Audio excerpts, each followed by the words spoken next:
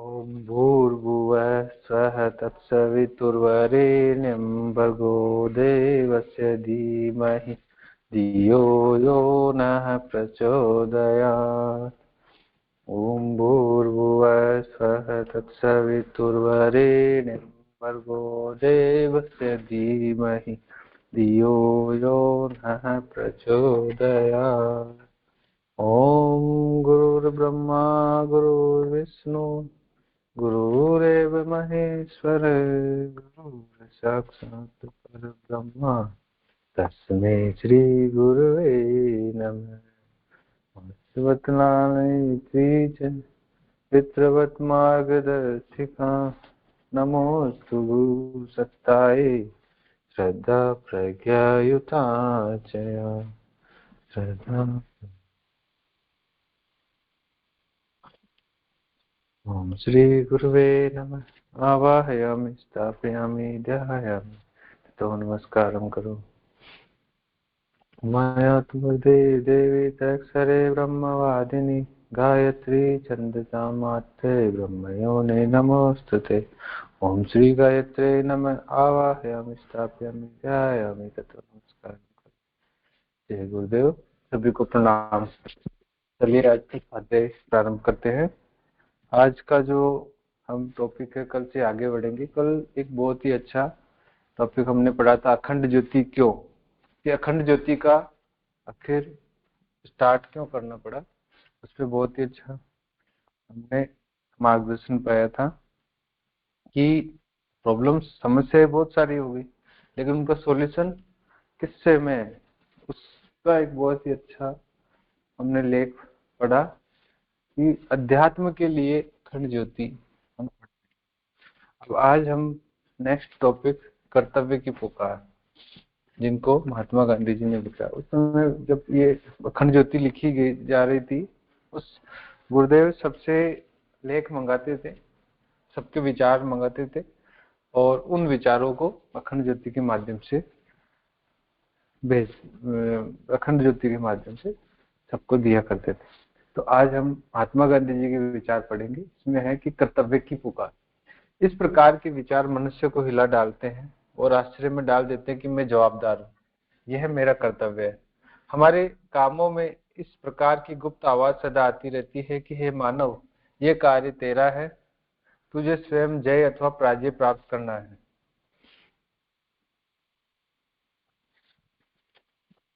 तेरे जैसा तू ही है, क्योंकि प्रकृति ने एक शरीर की दो वस्तुएं कहीं नहीं बनाई है। तेरा जो कर्तव्य उसे तू ही नहीं करेगा तो संसार के हिसाब के आंकड़ों में ये भूल सदा ही होती रहेगी। आप सवाल करेंगे कि कौन सा कार्य मेरे करने के लिए है। कोई यह कहकर निश्चित बैठा रहेगा कि मैं परमात्मा की ज्योति हूँ। दूसरा कहेगा अपने पड़ोसी के साथ सहानुभूति रखनी चाहिए और उसके साथ भाई जैसा व्यवहार करना चाहिए। तीसरा कहेगा माता पिता की सेवा करनी चाहिए, स्त्री बाल बच्चों की संभाल रखनी चाहिए और भाई बहन तथा मित्रों के साथ बराबर का व्यवहार करना चाहिए। परंतु इन सब गुणों में मेरे संपूर्ण गुणों का श्रेष्ठ भाग यह है कि मुझे स्वयं अपने लिए इसी प्रकार का आचरण करना चाहिए जब तक कि मैं स्वयं अपने को न पहचान लूं। तब तक दूसरा कैसे पहचाना जा सकता है, और जिसे मैं पहचानना ही नहीं उसके लिए सम्मान कैसे व्यक्त किया जा सकता है। कुछ लोग ये कहते हैं कि मनुष्य को दूसरों के साथ व्यवहार करते समय ठीक तरह बर्ताव करना चाहिए, परंतु जब तक हमें किसी के साथ काम नहीं पड़ता तब तक हम अपनी इच्छा के अनुसार जैसा हमें अच्छा लगे वैसा बर्ताव कर सकते हैं। जो लोग ऐसा कहते हैं उनका ये कहना बिना समझे बुझे है, क्योंकि दुनिया में रहकर कोई भी मनुष्य दूसरों को हानि पहुंचाए बिना स्वच्छंदता के साथ बर्ताव नहीं कर सकता।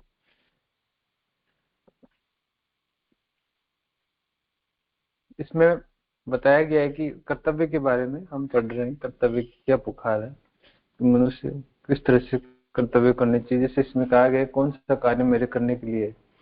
कोई ये कहकर बैठा रहेगा कि मैं परमात्मा की ज्योति हूँ।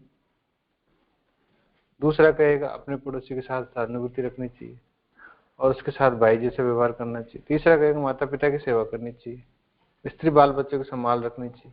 मतलब कहने का मतलब ये सबके अपने अपने विचार है, कोई क्या कहेगा कोई क्या कहेगा। परंतु इन सब गुणों में मेरे संपूर्ण गुणों का श्रेष्ठ भाग यह है कि मुझे स्वयं अपने लिए इस प्रकार का आचरण करना चाहिए। तो मतलब कहने वाले कहते हैं, लेकिन हमें स्वयं अपने लिए इस प्रकार का आचरण करना चाहिए जब तक मैं स्वयं अपने को न पहचानूं। जब तक मैं अब स्वयं को नहीं पहचान लूं, इस तरह का हमें काम करते रहना चाहिए। कुछ लोग ये कहते हैं मनुष्य को दूसरों के साथ व्यवहार करते समय ठीक तरह बर्ताव करना चाहिए, परंतु जब तक हमें किसी के साथ काम नहीं पड़ता तब तक हम अपनी इच्छा के अनुसार जैसा हमें अच्छा लगे वैसा बर्ताव कर सकते हैं।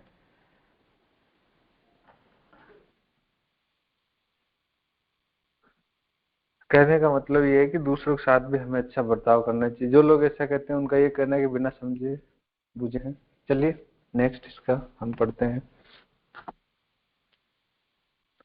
अब हमें देखना चाहिए कि हमारा अपने आप के प्रति कर्तव्य क्या कर्तव्य। बात यह है कि हमारे एकांत के बर्ताव की हमारे सिवा किसी दूसरे को खबर नहीं होती। उस बर्ताव का असर हम पर होता है और इसलिए हम उसके जवाबदार है। इतना ही नहीं किंतु उससे दूसरों के ऊपर भी असर होता है, इसके लिए भी हमें जवाबदार है।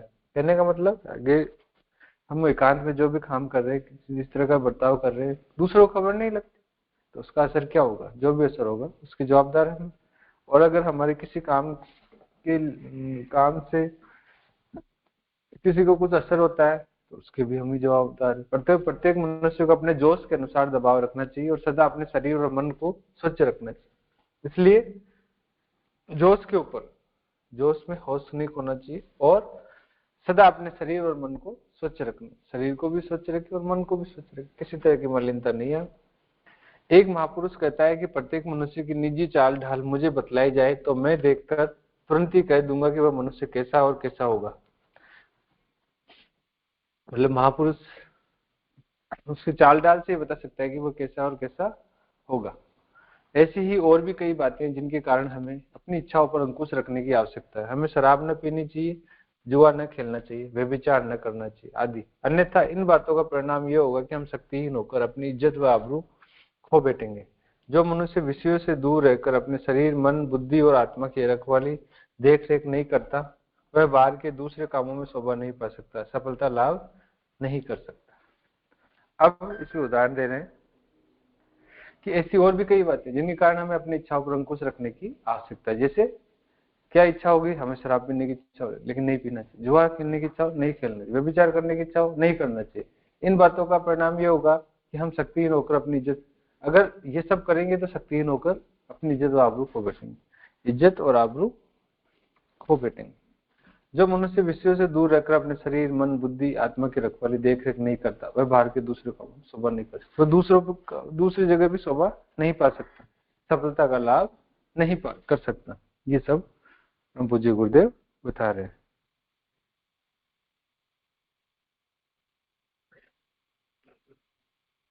अब नेक्स्ट जो हम पढ़ेंगे इसी का नेक्स्ट पैराग्राफ।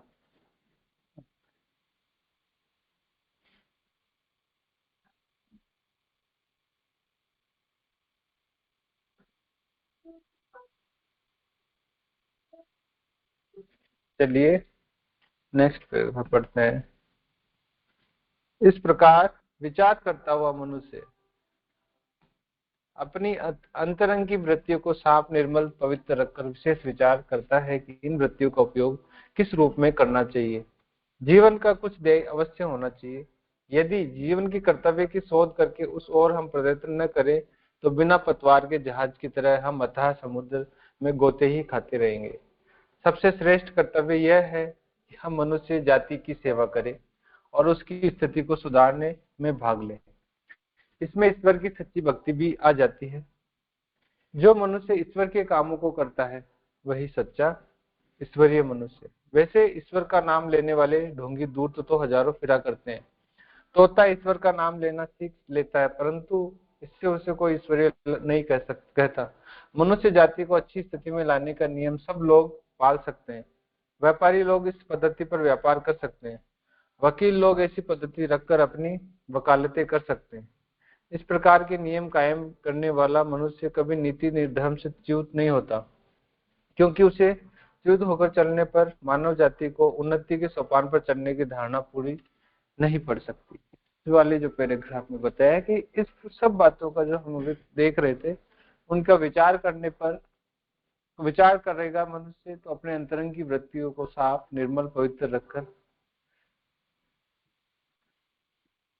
उनका उपयोग अच्छे कामों में करेगा। जैसे जीवन, अब इसमें आगे बताया कि जीवन में हमारा कुछ उद्देश्य भी होना चाहिए, कुछ ध्येय होना चाहिए। यदि जीवन के कर्तव्य की शोध करके उस ओर हम प्रयत्न न करें तो बिना पतवार के जहाज की तरह हम अथाह समुद्र में गोते ही खाते रहेंगे। अगर हमारा लक्ष्य नहीं होगा तो हम जैसे अथाह समुद्र में, एक उदाहरण देके बता रहे हैं, अथाह समुद्र में बिना पतवार के जहाज की तरह अथाह समुद्र में गोते ही खाते रहेंगे।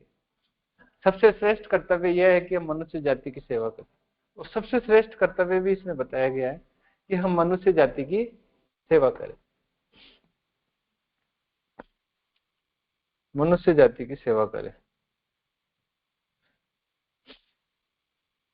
और उसकी स्थिति को सुधारने में भाग ले। इसमें ईश्वर की सच्ची भक्ति भी आ जाती है। सच्ची भक्ति अगर कोई है तो वो क्या है कि मनुष्य जाति की हम सेवा करें और उसकी मनुष्य की जाति की स्थिति को सुधारे। जो मनुष्य ईश्वर के कामों को करता है वही सच्चा ईश्वरीय मनुष्य। ईश्वरीय मनुष्य यहाँ पे कौन बताया? जो ईश्वर के काम करता है। वैसे ईश्वर का नाम लेने वाले तो बहुत है, चारों तरफ घुमा फिरते हैं।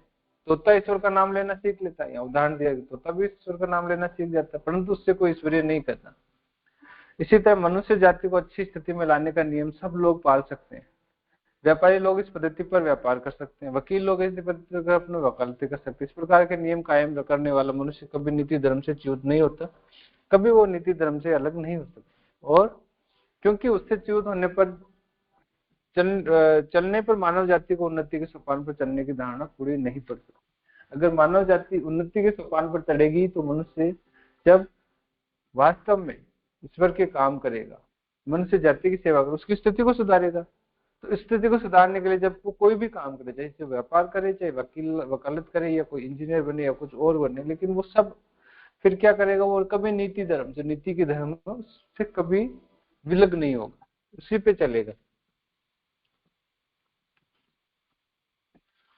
अब इसके बाद में इन बातों का सार यह है कि जो मनुष्य स्वयं शुद्ध है, किसी से द्वेष नहीं करता, किसी के साथ खोटा लाभ नहीं उठाता और सदा मन को पवित्र रखकर आचरण करता, वही मनुष्य धर्मात्मा, वही धनवान है।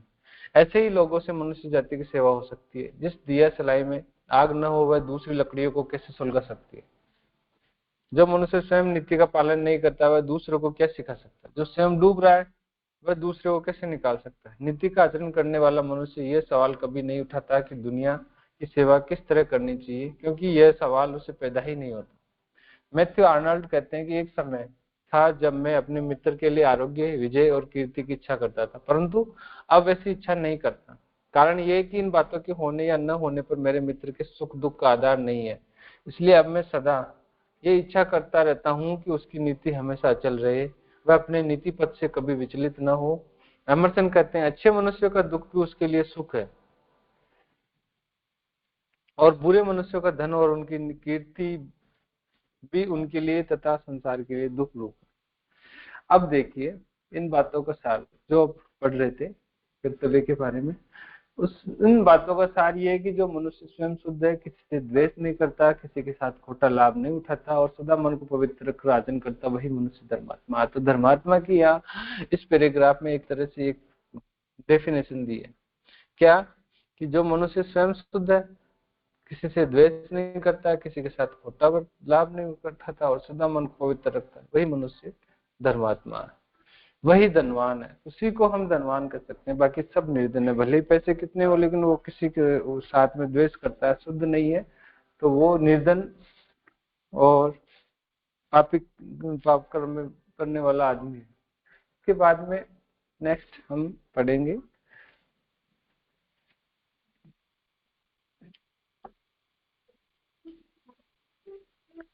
अब है अमर ज्योति, एक कविता है। इस कविता का हम जो लिखा है, इसकी रचयिता है श्री पुरुषोत्तम दास विजय। अब चलिए इसको समझते हैं। रचित अमर ज्योति, जैसे नाम से पता चल रहा है कि अमर ज्योति, ऐसी ज्योति जो अमर हो, तो वो उसके बारे में हम पढ़ेंगे। जल रही विश्व में अमर ज्योति, छा रहा गगन तल में प्रकाश, मेरे मानव तो उज्जवल बन, मत हो निराश मत हो। मतलब ऐसी अमर ज्योति जल रही है, उसका चारों तरफ सारे आकाश में उसका प्रकाश फैल रहा है। उसको देख के यहाँ पे पुरुषोत्तम दास जी कहते हैं कि हे मानव तू भी उज्जवल बन, मत हो निराश मत हो। मतलब अंधेरे में मत रहे, तू भी एक प्रकाश की ओर बढ़। मतलब अंधेरे से प्रकाश की ओर बढ़ने के लिए ये हमें प्रेरणा दे रहे हैं। खिल रही कली हंस रहे फूल, जग में छाया भ्रमृत बसंत, विहसो विकसो मानव के तरु, उमड़ा जन जीवन दिग दिगंत। अब कर रहे हैं खिल रही कली हंस रहे फूल, कली खिल रही है, फूल हंस रहे हैं, और जग में भ्रमर बसंत ऋतु का संकेत दे रहे हैं। विहसो विकसो मानव के तरु, उमड़ा नव जीवन दिग दिग। मतलब यहाँ पे एक बसंत ऋतु के बारे में एक अच्छा चित्रण किया गया। इसके बाद में प्राची के ज्वल आंगन से छूट रहे ज्ञान के सतत तीर, आलस विमूढ़ता तज मानव, पहचान करम पथ की लकीर, मैं चला कुचल कर कांटों को, कब रोक सका है मुझे काल में, विश्व भाल पर छोड़ चला अपने ज्योतित पद चिन्ह ला। अब आगे इसमें जो है बहुत ही अच्छी बात होता है, प्राची के उज्ज्वल आंगन। प्राचीन मतलब पूर्व की ओर से उगले जो सूर्य सब सूर्योदय होता है तो क्या सा होता है, उज्ज्वल आंगन होता है। उससे क्या होगा, छूट रहे ज्ञान के सतत तीर। तो ज्ञान के जो सतत तीर है वो छूट रहे हैं। आलस विमूढ़ता तज मानव, आलस को और विमूढ़ता को छोड़कर हे मानव पहचान कर्म पथ की लकीर, जो हमारे कर्म पथ की लकीर है उसको पहचान। मैं चला कुचल कर कांटों को, कब रोक सका है मुझे का। और इस तरह से चल कि कोई कांटे हो कुछ भी हो उन सबको कुचलता हुआ, मतलब मार्ग में जो कठिनाइयां आ रही है उन कठिनाइयों को दूर कर चलता चल चलता चल, ये एक इसमें प्रेरणा दे रहे हैं। कब रोक सका है मुझे काल ऐसा कब रोक सका, कभी नहीं रोक सकता। मैं विश्व भाल पर छोड़ चला अपने ज्योति पद चिन्ह ला। मतलब ऐसा काम करते हुए जाना है इंसान को कि वो अपने ज्योतित पद अपने इस विश्व की विश्व धरा पर छोड़ता हुआ चले।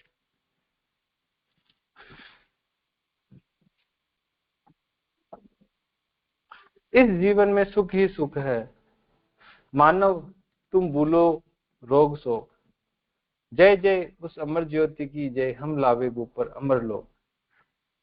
अब इसमें इस जीवन में सुख ही सुख है, इस जीवन में सुख ही सुख है मानव, तुम भूलो रोग शोक को भूल दो, और हर जगह किसी भी परिस्थिति हो सुख का ही अनुभव करो। इससे क्या होगा, जय जय उस अमर ज्योति की जय, उस अमर ज्योति की जय करते रहो, हम लावे ऊपर अमर लोग, और इस धरती पर ऐसे काम करके जाए जैसे हमारा मिशन का है उद्देश्य, स्वर्ग का अवतरण संसार धरती पर। अब इसके बाद में सुधा बीज बोने से पहले काल कूट पीना होगा, पहन मौत का मुकुट विश्व हित मानो जीना होगा।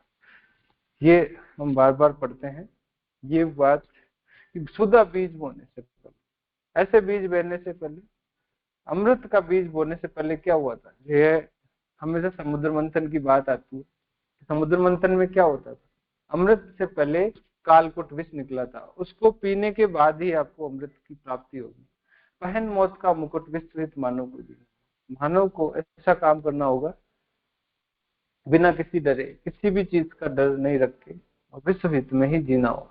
इस तरह की प्रेरणा इससे मिल रही है। अब इसके बाद में नेक्स्ट देवताओं और राक्षसों में अंतर, यह है श्री गोविंद राम जी मेहता जिन्होंने ये लेख लिखा है, इसमें के बारे में पढ़ेंगे। किसी आदमी ने सर वाल्टर स्कॉट से कहा, दुनिया में सबसे अधिक आदर विद्या का होता है। इस पर किसी आदमी ने सर वाल्टर स्कॉट से, दुनिया में सबसे अधिक आदर विद्या का होता है। इस पर सर स्कॉट ने उत्तर दिया, भगवान ऐसा न करे अन्यथा दुनिया की बड़ी दुर्गति होगी। मैंने अनेक पुस्तकें पढ़ी और विद्वानों से मिला हूँ, और ये बात निश्चय पूर्वक कह सकता हूँ कि विद्वानों की अपेक्षा गरीबों में मैंने सच्चाई, ईमानदारी, उदारता और न्याय निष्ठा अधिक देखी है। सर वाल्टर स्कॉट ये कह रहे हैं कि अगर कोई पढ़ा लिखा है तो इसका मतलब ये नहीं कि उसका ही सबसे आदर हो। आदर किसका होना चाहिए, जो सदाचारी हो, जिसके सद विचार हो, अच्छे का सत्कर्म करता हो। तो वही चीज इसमें बताई गई है कि अगर हमने विद्या का आदर किया, जो विद्वान उनका आदर किया, और जो विद्वान के नाम पर लेकिन गलत काम भी करता हो, लेकिन एक गरीब आदमी है, लेकिन वो सच्चाई, ईमानदारी, उदारता और न्याय निष्ठा उसमें अगर देखिए तो उसका ज्यादा सम्मान होना चाहिए। ये वर्सल वॉल्टर स्कॉट ने कहा। यही हमारा एक वो भी है, सत्संकल्प का एक सूत्र भी है। इस सूत्र में ये कहा गया है कि हम योग्यता और विभूतियों को नहीं, सत्कर्म और सद्विचारों को, जिसके अंदर ज्यादा सद्विचार और सत्कर्म होंगे उसको हम ज्यादा मानेंगे। विद्या एक प्रकार का मुलमा है, उसे जिस चीज पर चढ़ा दिया जाता है वही चमकने लगती है। सदाचार वह सुवर्ण है जो कभी काला नहीं पड़ता। कीचड़ में पड़ा हुआ सोना सोना ही है। लोहे पर सुनहरी मुलमा कर दिया जाए तो चमकेगा तो सही, पर आंच लगने पर काला हो जाएगा। सोने पर मुलमा चढ़वा लिया जाए तो वह और भी अधिक चमकेगा। अब विद्या एक प्रकार का मुलमा, ऐसी चमक है जिसे जिस पर चढ़ा दिया जाए वही चमकने लगती है। तो यहाँ बताया कि सदाचार भी वह सुवर्ण है जो कभी काला नहीं पड़ता, वह हमेशा सुवर्ण में स्वर्ण की तरह चमकता रहेगा। कीचड़ में पड़ा हुआ सोना सोना ही है, भले कीचड़ में पड़ा है तो भी वो सोना सोना ही रहेगा। और लोहरे पर सुनहरी मुलमा कर दी जाए तो चमकेगा तो सही, पर आंच लगने पर काला हो जाएगा। भले यहाँ पे एक बात बताइए उदाहरण के तौर पर कि कोई अगर किसी को हम कोई आवरण पहना के कोई खराब चीज को भी हम सही करने की कोशिश करें, उसको दिखाए, तो भी इसका मतलब ये नहीं है कि वो अच्छी बन जाएगी। क्योंकि जैसे इसमें उदाहरण दिया है कि जिस प्रकार सोना है वो कभी काला नहीं पड़ता, वो हमेशा चमकता रहता है। भले वो कीचड़ में रहेगा तो भी वो सोना सोना ही रहेगा, बाहर निकाल दोगे उसको वापस सही हो जाएगा। इसी तरह अगर आप किसी लोहे पर सुनहरी चीज चढ़ा दो आप, तो वो शुरू में तो चमकेगा, लेकिन जैसे आंच लगेगी वो काला हो जाएगा। और अगर सोने पे मुलमा चढ़ा लिया जाए तो और भी अधिक चमकेगा, और उस पर अगर हमने मुलमा चढ़ा दी तो और भी चमकेगा। अब इसके बाद में नेक्स्ट, विद्या शक्ति है, उसका उचित या अनुचित चाहे जैसा प्रयोग कर सकते हैं। चाकू फल काटने के लिए, पर यदि उससे किसी की गर्दन काटे जाए तो मामूली लकड़ी की अपेक्षा वह अच्छी तरह काम करेगा। अपड और गंवार चोर मौका मिलने पर अपना काम बना सकता है, पर यदि एक एमए पास ग्रेजुएट चोरी की तरकीबें निकालना चाहे तो वह आश्चर्यजनक तरीके निकाल सकता है। कुछ दिन हुए कलकत्ता में एक मुनीम पकड़ा गया था। वह हिसाब के कागजों में 5 साल से विचित्र चालाकी के साथ इंद्राज करता रहा और सबकी आंखों में धूल झोंक कर लाखों रुपया गबन कर गया। औरत बेचने के व्यापार में दुनिया के हजारों सुशिक्षित लोगों का हाथ है और वे मालामाल बन रहे हैं। ठगी, जुआ, शराब, व्यभिचार, लूट, चोरी, जालसाजी, खून आदि एक भी कुकर्म ऐसा नहीं है जिसमें विद्वानों का प्रमुख हाथ न हो। केवल विद्या और शक्ति के बल से मनुष्य मनुष्य नहीं बन सकता। सच्चाई, ईमानदारी और उदारता मनुष्य के गुण है, बिना इनके मनुष्य और पशु में कोई अंतर नहीं। विद्या और बहादुरी तो राक्षस और देवताओं में प्राय समान ही होती है। अंतर एक सदाचार और न्यायपरायणता का है। देवता उन शक्तियों को दूसरों की भलाई में लगाते हैं, राक्षस इनका उपयोग स्वार्थ और पर पीड़न में करते हैं। रावण की विद्या, बुद्धि, शक्ति, चातुर्य, कार्यपरायणता, मनोबल कम नहीं थे। वह अपने गुणों के कारण महाप्रतापी बना, पर उसने शक्ति का उपयोग बुरी तरह किया, स्वार्थ और दुर्गुणों को अपना साथी बनाया। अब राम को लीजिए, नीति, निष्ठा, धर्म, बुद्धि को छोड़कर अन्य बातों में शायद वे रावण से बढ़कर नहीं थे, पर उनकी विजय जिस कारण से हुई वह सत्याचार था। राम का पक्ष न्याय का देखकर वानरों की सेना निस्वार्थ भाव से उनके साथ हो गई और रावण का बुद्धिमान भाई भी विमुख हो गया। नेपोलियन और सिकंदर ने लाखों आदमियों का खून बहाया। औरंगजेब ने राज्य के लिए अपने भाइयों का कत्ल करवाया, पिता को कैद में डाला। हिरण्यकश्यप, कंस, वेनु, जरासंध अपनी ताकत आजमाई कर गए। उन्होंने दुनिया को थर्रा दिया, लोगों पर भय का आतंक जमाया, परंतु तब और अब वे लोगों के हृदयों में कितना घुस पाए, इसका नाम एक आतंक के साथ हम लेते हैं, उनका नाम एक आतंक के साथ लेते। तो यहाँ पे बताया गया कि पढ़े लिखे होना या विद्या जिसके अंदर बहुत ज्यादा विद्वान है, लेकिन करने का मतलब ये है कि अगर वो अच्छा काम नहीं करे, कुकर्म कर रहे, तो वो इतने इम्पोर्टेंट नहीं है। जैसे उदाहरण के साथ में बताया कि एक कलकत्ता में एक मुनीम था, वो 5 साल से चालाकी के साथ में सबकी आंखों में धूल झोंकता रहा, अब इसके बाद में इन्होंने इसमें ये भी बताया कि औरत बेचने का अगर कोई व्यापार है तो उसमें किसका हाथ है, उसमें ज्यादातर पढ़े लिखों का हाथ। ये कह रहे हैं कि जितने पढ़े लिखे हैं उन्हीं के द्वारा काम, गलत काम हो रहे हैं। ठगी हो चाहे जुआ, शराब, व्यभिचार, लूट, चोरी, जालसाजी, खून आदि का कुकर्म ऐसा नहीं है जिसमें विद्वानों का प्रमुख हाथ नहीं। इन सब में आपको कोई ना कोई विद्वान मिल जाएगा जिन्होंने अच्छा खासा पढ़ाई लिखाई करी। केवल विद्या और शक्ति के बल से मनुष्य मनुष्य नहीं बन सकता। इसलिए कहा गया है कि अगर किसी के पास विद्या और शक्ति है तो वो ये नहीं समझना चाहिए कि वो मनुष्य मनुष्य है। सच्चाई, मनुष्य बनने के लिए क्या होना चाहिए गुण, वो है सच्चाई का, ईमानदारी और उदारता। बिना इनके मनुष्य और पशु में कोई अंतर नहीं रह जाता। विद्या और बहादुरी तो राक्षसों और देवताओं में प्राय समान ही होती है। विद्या और बहादुरी अगर है तो वो राक्षसों में भी है और देवताओं में भी। लेकिन अंतर क्या है कि एक सदाचार और न्यायपरायणता का, एक उसका सदुपयोग सदाचार और न्यायपरायणता के साथ करते हैं। देवता उन शक्तियों की दूसरों को भलाई में लगाते हैं। राक्षस इसका उपयोग स्वार्थ और परपीड़न में करते हैं। रावण की विद्या, अब इसमें उदाहरण दे रहे हैं, पुरातन काल का उदाहरण दे रहे हैं कि रावण भी क्या था कि उसके पास विद्या भी थी, बुद्धि भी थी, शक्ति भी थी, चातुरी भी थी, कर्तव्य परायणता और मनोबल कम नहीं थे।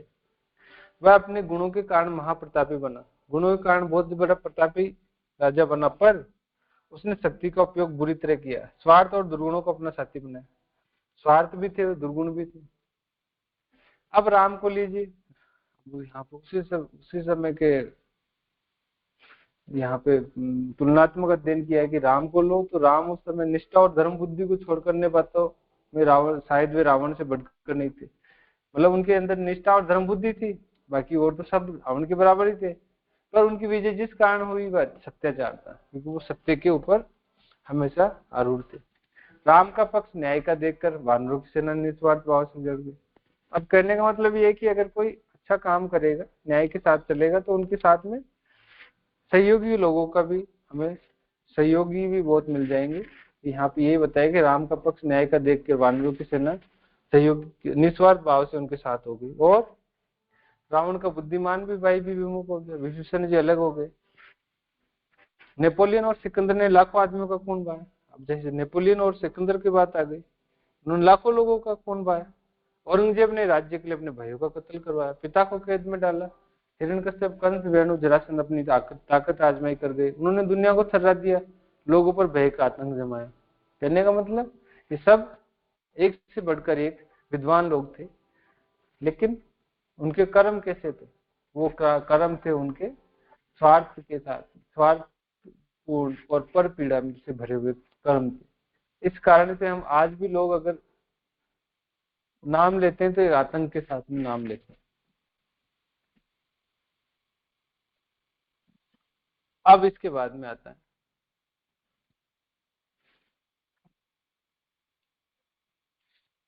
इसके विपरीत गौतम बुद्ध, भगवान महावीर, कृष्ण, भर्तृहरि, व्यास, वाल्मीकि, नानक, ईसा, मोहम्मद को देखो तो विद्या के साथ सदाचार भी उनके पास था। उन्होंने अपनी शक्तियों का व्यय परोपकार में किया, ज्ञान का प्रकाश फैलाने में अपने को खपाया। आज भी उनके प्रकाश के नीचे हम अपना मार्ग ढूंढ लेते हैं, दुनिया इनके ऋण से दबी हुई पड़ी।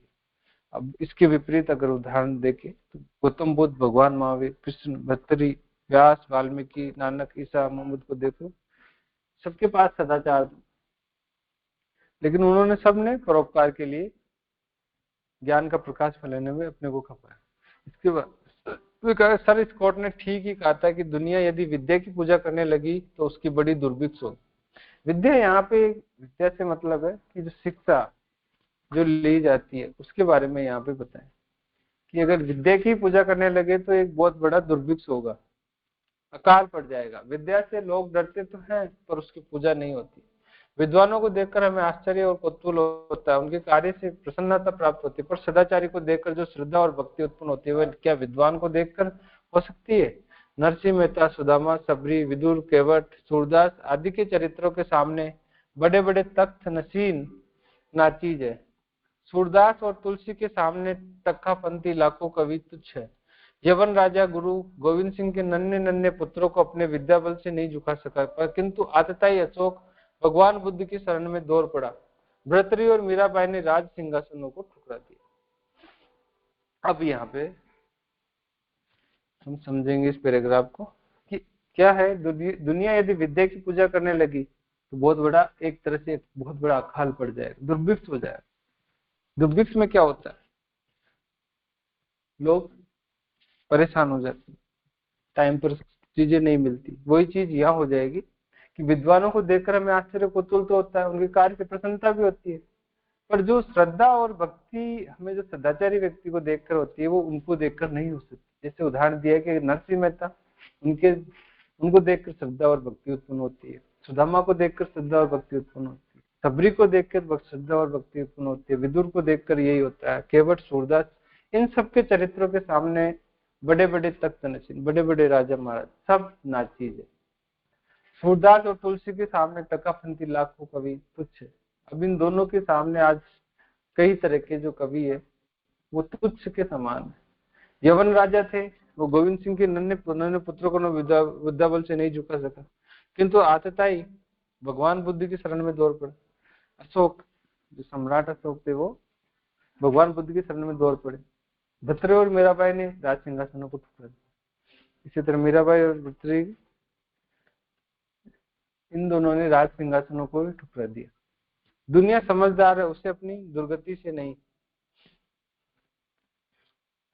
दुनिया समझदार है, उसे अपनी दुर्गति नहीं करानी है। विद्या शक्ति के ऊपर उसने विश्वास नहीं किया, उसने चरित्रवानों के सामने ही श्रद्धा से अपना मस्तक झुकाया, और जब तक वह रहेगी झुकाती रहेगी। अरबों खरबों प्रतिभावान, अद्भुत, बलशाली, तांत्रिक, तार्किक, सिद्ध, साहसी और पराक्रमी इस दुनिया में हो चुके हैं। कहते हैं कि अब तक 7200 काने एक आंख के राजा हो चुके हैं। दोनों आंख वालों की तो शुमार ही क्या है, पर दुनिया विद्वानों से अधिक विद्वान है। उसने विस्मृति के एक कोने में उन सबको ले जाकर पटक दिया है।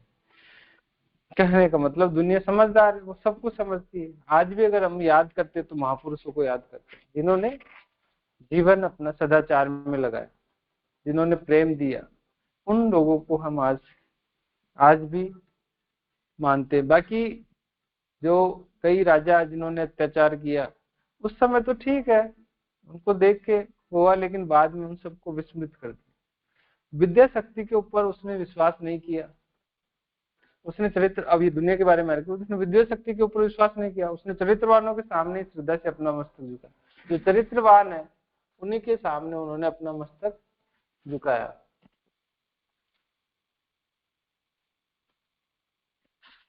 और जब तक वह रहेगी झुकाती रहेगी, जब तक वो रहेंगे, दुनिया रहेगी, तब तक वो झुकाती रहेगी। अरबों खरबों प्रतिभावान, अद्भुत, बलशाली, तांत्रिक, विद्वान इस दुनिया में मौजूद, अरबों खरबों आ चुके। अगर दुनिया में देखें तो ऐसे लोग अरबों खरबों आ चुके, लेकिन आज तक कोई किसी को याद नहीं करता। अब यहाँ पे एक बताया कि कहते हैं कि अब तक 7200 काने एक आंख के राजा हो सके, तो दोनों आंख वालों की क्या शुमार है। क्या ये कहावत है कि 7200 तो काने ही हो गए, तो दोनों आंख वालों की क्या शुमार है, मतलब काने बहुत कम मिलेंगे। तो वैसी चीज है कि दोनों भाई वो ही इतने सारे हो गए, तो दोनों आंख वालों की कितनी शुमार है। पर दुनिया विद्वानों से अधिक विद्वान है। अगर देखा जाए तो उन विद्वानों से विद्वान है, उसने विस्मृति के कोने में सबको ले जाकर पटक दिया, उनको बुला दिया। तुम्हारे कोई काम नहीं है, तुमने अपने जीवन निहित स्वार्थों में गंवाया।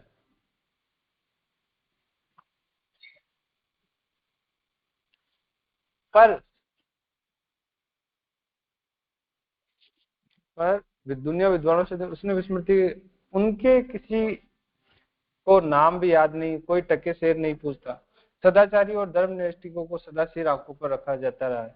प्रहलाद, हरिश्चंद्र, युधिष्ठिर, शिव, दधीचि आदि को दुनिया भूल नहीं सकती। सदाचारी वह तत्व है जिसे पाकर मनुष्य देवता बन जाता है, और जिसे खोकर वह राक्षस बन जाता कहलाता है। लोगों का ख्याल है कि सदाचारी निर्धन रहते हैं और दुख उठाते हैं। ये दूर से देखने की बात है, पास जाकर देखने से कुछ और बात नजर आती है। जंगलों मंगल करने वाले साधु क्या राजाओं से कम सुखी होते हैं? तृष्णा के मारे जब लोग हाय हाय चिल्लाते हैं, तब सदाचारी संतोष की सांस लेता है और ईश्वर को धन्यवाद देता हुआ अपनी रुखी रोटी को बड़े प्रेम से खाता है। तत्वज्ञानी एपिक्टेटस ने एक धनी वकील की बात का उत्तर देते हुए कहा कि सच्ची बात तो यह है कि तुम मुझसे गरीब हो, तुम चिंता में डूबे हुए हो, मैं निर्द्वंद हूँ। तुम्हारी संपत्ति से मुझे अपनी अधिक मालूम पड़ती है, क्योंकि तुम असंतुष्ट हो और मैं संतुष्ट रहता हूँ। भर्तृहरि ने कहा था कि बड़ी तृष्णा वाला ही दरिद्र। दरिद्र अगर कोई किसी को कहा जिसके अंदर तृष्णा बढ़ गई, वो सबसे बड़ा दरिद्र। तो ये बहुत ही इंपॉर्टेंट पैराग्राफ है जिसमें हमें सदाचार के बारे में बताया गया। सदाचार ही वह तत्व जिससे अगर मनुष्य देवता बन सके। अगर दस मनुष्य को देवता बनना है तो वो सदाचार पे चलना है उसको, और जिसे खोकर वह राक्षस कहलाता है, तो उसी सदाचार को खोकर ही राक्षस कहलाता है। लोगों को ख्याल है कि सदाचारी निर्धन रहते हैं, दुख उठाते हैं। ये दूर से देखने की बात है, पास जाकर देखने से कुछ और बात नजर आती है। देख करने का मतलब दूर से तो ऐसा लगेगा कि वो निर्धन है और बहुत दुख उठा रहे हैं, लेकिन पास जाने पर ये कुछ बात ही अलग नजर आती है। कितने ही पैसे वाले थे, जैसे हेनरी फोर्ड के बारे में बताया कि वो हमेशा ना ये बोलता था, उसने अपनी आत्मकथा में लिखा, ये लिखा कि भाई मैं अगर भारतीय संस्कृति में जैसे बताया गया पुनर्जन्म, तो मेरे को पुनर्जन्म हो तो मेरे को अगले जन्म में एक मजदूर बनाना। क्यों बनाना? क्योंकि मैं देखता हूँ कि ये लोग आराम से अपना काम करते हैं, अच्छे से खाते पीते हैं और जाके सो जाते हैं, और मेरे को तो खाने के लिए भी दवाई लेनी पड़ती है, सोने के लिए भी दवाई लेनी पड़ती है, हर चीज के लिए दवाई लेनी पड़ती है, तो मेरा जीवन तो सबसे कष्टकारक है। इस तरह की बात वो बोलते थे। तो वही बात है कि देखने दूर से देखने पर तो ऐसा लगेगा कि ये सदाचारी वो निर्धन और दुख उठाने वाले हैं, लेकिन ऐसा नहीं होता, वो सुखी होते हैं। इसी तरह जंगलों में मंगल करने वाले साधु क्या राजाओं से कम सुखी होते हैं? जो जंगल में रहने वाले साधु वो भी सुखी रहते हैं, राजाओं से ज्यादा सुखी। क्यों? क्योंकि उनके अंदर तृष्णा नहीं होती। तृष्णा के मारे जब लोग हाय चिल्लाते हैं तब सदाचारी संतोष के साथ लेता है। तो सदाचारी होता है। तृष्णा के कारण क्या होगा? कोई कमी नहीं हो तो भी कमी बना दी जाती। सदाचारी है वो संतोष के साथ लेता रहता है और ईश्वर को धन्यवाद देता हुआ अपनी रूखी रोटी को बड़े प्रेम से खाता है। चाहे उसकी रोटी सूखी रूखी रोटी होगी, उसको भी अच्छे से प्रेम से खाएगा। तत्वज्ञानी एपिक्टेटस ने एक धनी वकील की बात का उत्तर देते हुए कहा कि सच्ची बात है कि तुम मुझसे गरीब हो। अब ये एक तत्वज्ञानी थे जो धनी वकील से मिलकर बताते हैं, भाई तुम मुझसे गरीब हो, तुम चिंता में डूबे हुए हो, मैं निर्धन हूँ, मैं चिंता में डूबा हुआ नहीं हूँ, तो मैं तुमसे ज्यादा पैसे वाला हूँ। तुम्हारी संपत्ति से मुझे अपनी अधिक मालूम पड़ती है, क्योंकि तुम असंतुष्ट हो, मैं संतुष्ट रहता हूँ। भर्तृहरि ने कहा कि बड़ी तृष्णा है वाला ही दरिद्र है। तो ये एक बहुत ही अच्छा टॉपिक है। इसके बाद में हमारा तात्पर्य यह है, यह नहीं कि सदाचार दरिद्र बनाने वाला है। सदाचार तो वह पारस पत्थर है जिसे जो छूता है वही सोना हो जाता है।